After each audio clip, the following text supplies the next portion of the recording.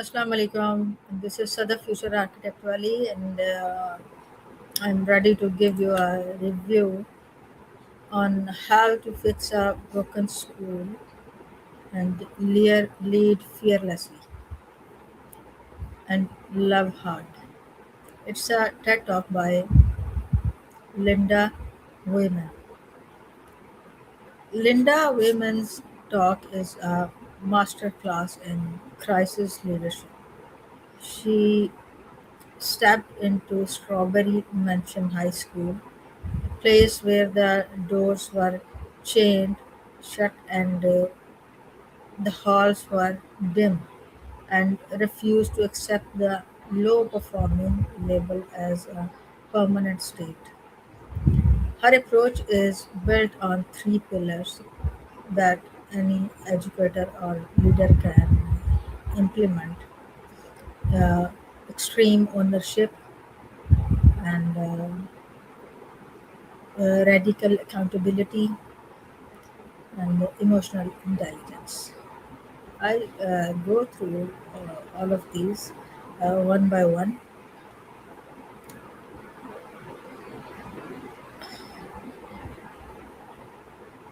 Extreme ownership is if you are going to lead. Uh, she argues that the culture of a school is a direct reflection of its leader.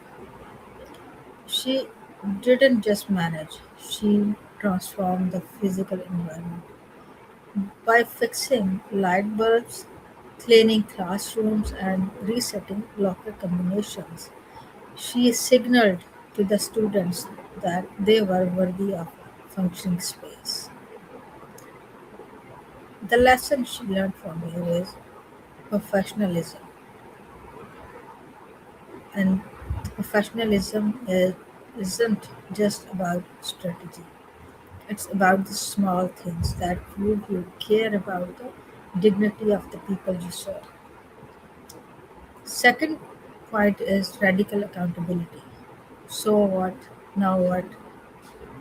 The statics were grim: 100% poverty, high special needs, and dismal proficiency is rejected. Women didn't ignore these facts, but she refused to let them become excuses for failure. She shifted the focus from the problem to the pedagogy, implementing small instruction to meet students where they.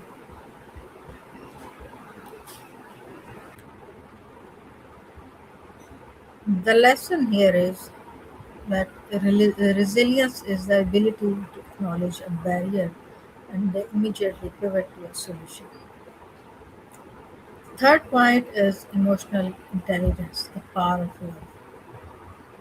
Perhaps the most moving part of her talk is her daily sign off. If nobody told you they loved you today, remember I do.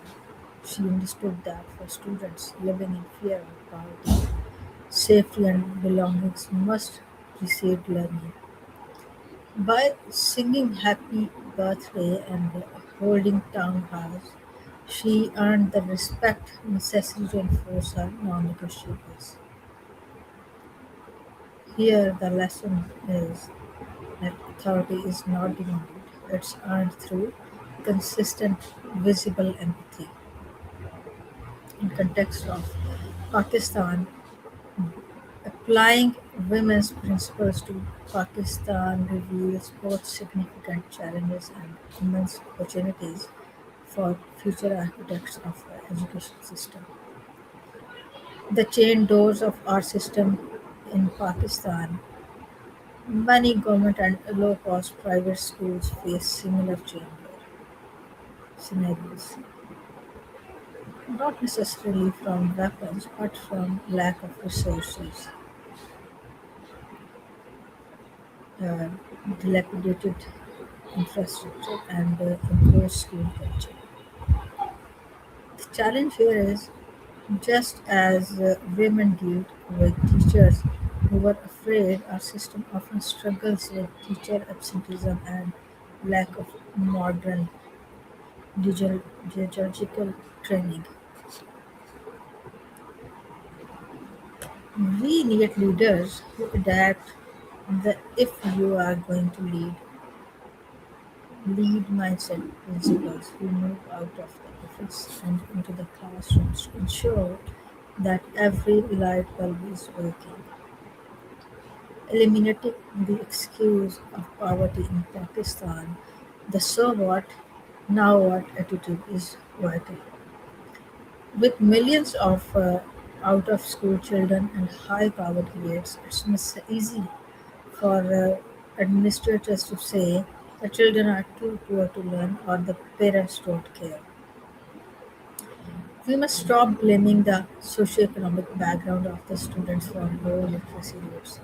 Like women, Pakistani educators can use AI-powered tools and personalized learning to bridge the gap for students who have fallen behind, ensuring that even in high poverty areas, the future of work is accessible to all. The role of hard love is our culture. Pakistani society highly values respect for elders and teachers, but this can sometimes result in a rigid, fear based environment. By adopting the if nobody told you they loved you today approach, we can shift from a culture of compliance to a culture of commitment. When students feel that their teachers are truly invested in their growth mindset and emotional well being, their potential to become leaders and innovators is unlocked. Women's message is a reminder that a school is only broken if the leadership accepts the status quo. For Pakistan to build its future architects, we need leaders who are willing to lead fearlessly, love hard, and never stop asking, so what? Now what? Who do you think so what? Now what? It's a mindset that could specifically help change the narrative around vocational or technical trainings in Pakistan. I would love to have answers from you. Thank you.